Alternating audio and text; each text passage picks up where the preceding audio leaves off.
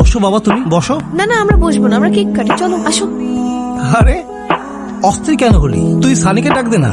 I চল cake কাটবো।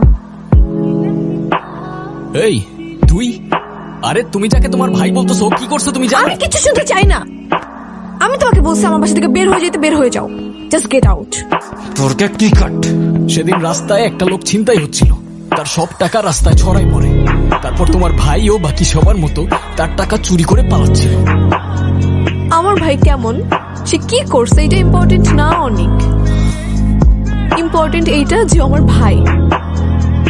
আর তুমি যাদের সামনে এরকম সিক্রেট করছো তারা আমার বাবা মা।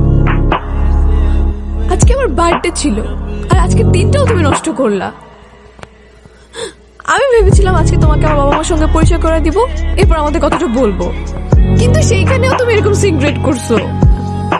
আরে আরেকটা আবার চান্স তো দাও অ্যাটলিস্ট। ঠিক আছে, দিলাম তোমাকে চান্স, 1 বছর। আমি অস্ট্রেলিয়া চলে যাব বড় আপুর কাছে। এই 1 বছরে আমি তোমাকে না করব ফোন না মেসেজ। যদি তুমি এই 1 বছরে নিজেকে চেঞ্জ করতে পারো, তাহলে 1 বছর পর ঠিক এই দিনে,